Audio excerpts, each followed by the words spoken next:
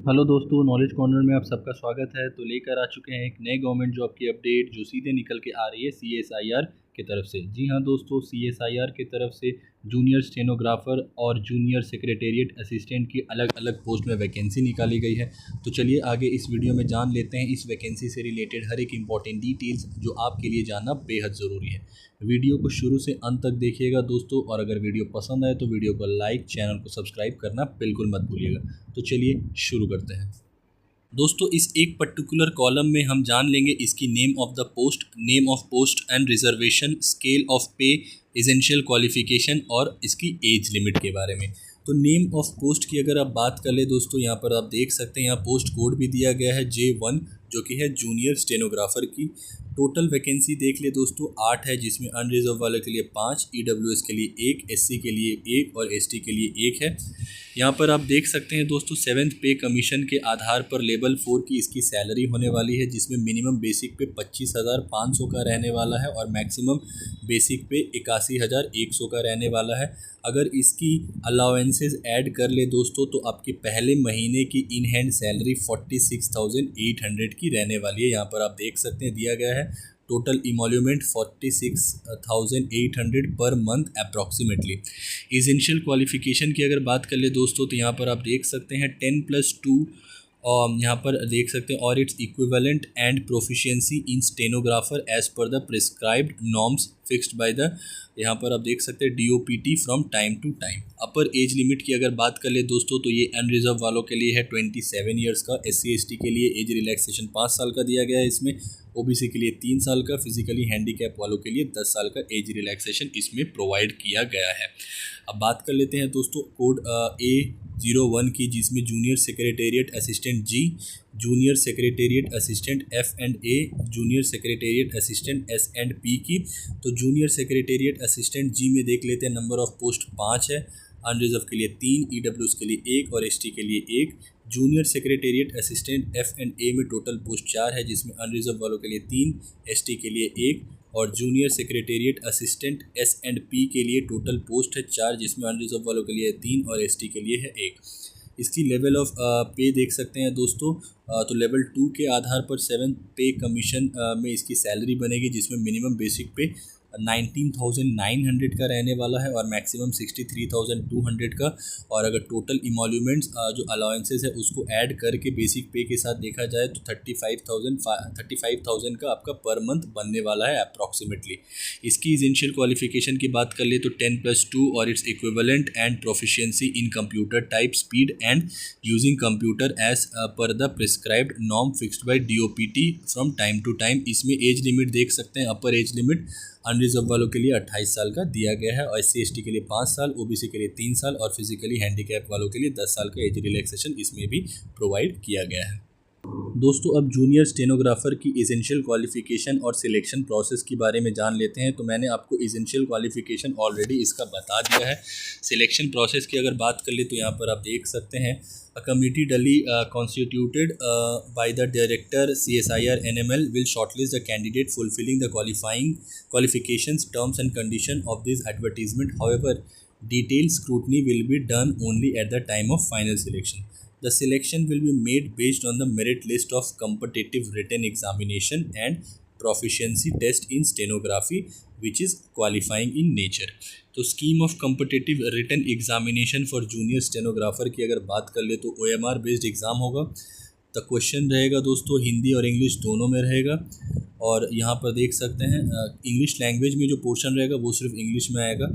Standard of exam 10+2 के basis पे, total number of question 200, time total time allotted 2 घंटे का। और यहाँ पर आप देख सकते हैं कैंडिडेट एलिजिबल फॉर स्क्राइब, यहाँ पर मतलब जो फिजिकली हैंडीकैप वाले जो स्टूडेंट्स हैं उनके लिए 2 घंटे 40 मिनट का टाइम ड्यूरेशन रहेगा। और यहाँ पर सब्जेक्ट वाइज बात कर ले तो यहाँ पर आप देख सकते हैं general intelligence and reasoning 50 question 50 marks, और यहाँ पर नेगेटिव मार्किंग 1/4 के हिसाब से होगा। General awareness 50 question 50 marks, negative marking 1/4 के हिसाब से। English language and comprehension 100 question with 100 marks, 1/4 के हिसाब से इसका भी होने वाला है नेगेटिव मार्किंग। प्रोफिशिएंसी टेस्ट इन स्टेनोग्राफर की बात कर ले, the candidate will be given 1 dictation for 10 minutes in English और Hindi at the speed of 80 word per minute for the post of junior stenographer. Language of skill test English. Time duration in minutes 50. Time duration for the candidates eligible for scribe 70. Language of skill test Hindi, time duration 65 और ये scribe student के candidates के लिए 90 का यहाँ पर दिया गया है time duration. Preparation of merit list की अगर बात कर ले तो proficiency in stenography will only be qualifying in nature. जो प्रोफिशिएंसी टेस्ट है वो क्वालिफाइंग इन नेचर रहेगा. The final merit list will be prepared on the basis of performance of the candidate in competitive written examination. जो merit बनेगा वो online test के basis पे बनेगा. Sequence order of conducting competitive written examination and proficiency test in stenography. The sequence order of conducting the proficiency test in stenography followed by a competitive written examination और vice versa. मतलब ये pattern बता रहा है कि पहले test online test होगा, उसके बाद प्रोफिशिएंसी टेस्ट होगा. ये यहाँ पर आप देख सकते हैं दोस्तों methodology for resolution of tie cases. Tie cases का यहाँ पर रेजोल्यूशन दे दिया गया है दोस्तों. मैं सारी आपकी डिटेल 1 बाय 1 नहीं बता रहा हूँ. आपको डिस्क्रिप्शन में इसका लिंक प्रोवाइडेड रहेगा, वहाँ से आप जाके गो थ्रू कर सकते हैं या फिर अभी भी आप इसका स्क्रीनशॉट ले सकते हैं. यहाँ पर अगर बात कर ले जूनियर सेक्रेटेरिएट असिस्टेंट की तो एसेंशियल क्वालिफिकेशन आपको ऑलरेडी पता है. सिलेक्शन प्रोसेस की अगर बात कर ले तो यहाँ पर आप देख सकते हैं दोस्तों सेम इसका competitive written examination and proficiency test होगा. सबसे पहले मोड ऑफ एग्जामिनेशन की बात कर ले तो यहाँ पर OMR बेस्ड एग्ज़ाम होगा. इंग्लिश और हिंदी दोनों में क्वेश्चन बनेगा और इसका स्टैंडर्ड ऑफ एग्जामिनेशन 10+2 के बेसिस पे बनेगा. बात कर ले दोस्तों टाइम अलॉटेड अब पेपर 1 के लिए 90 मिनट्स का रहेगा. मेंटल एबिलिटी रहेगा. Number of question 100. Maximum marks 200. Each question carry 2 marks. Negative marking यहाँ पर नहीं रहेगी पेपर 1. पेपर 2 की अगर बात कर ले दोस्तों तो जनरल अवेयरनेस 50 क्वेश्चन 150 मार्क्स का रहेगा. 1 negative marks for every wrong answer, यानी 1/3 के हिसाब से आपका इसमें नेगेटिव मार्किंग रहेगा. English language number of question 50, total marks 150 और इसमें भी सेम 1/3 के हिसाब से negative marking. Proficiency test in computer की बात कर ले तो English typing at the rate of 35 word per minute and Hindi typing at the rate 30 word per minute. The time allotted for typing will be 10 minutes. 30 word per minute corresponded to 1500/9000 key deficit per hour key depression per hour on an average of 5 key depression for each word. The choice of medium of proficiency test mention application. जो medium of proficiency test रहेगी दोस्तों वो आपको उसी समय select करना पड़ेगा, ये बताया जा रहा है. अगर इसकी हायरिंग बॉडी की बात कर ले दोस्तों तो hiring body CSIR national metrological laboratory NML. Total post 21. Location देख सकते हैं दोस्तों दिया गया है Jamshedpur Jharkhand. However appointees may be posted to work in any section division in any of CSIR laboratories institutes including their field regional centre across India. Important dates की बात कर ले तो रिक्रूटमेंट एडवर्टीजमेंट 2/2005 को निकल चुका था और इसकी ऑनलाइन एप्लीकेशन 6 मई 2025 11 बजे से ऑलरेडी शुरू हो चुकी है, जिसका आखिरी डेट है 30 मई 2025 तक का शाम के 5 बजे. एग्ज़ाम डेट इसकी CSIR NML वेबसाइट पे नोटिफाइड कर दी जाएगी बाद में.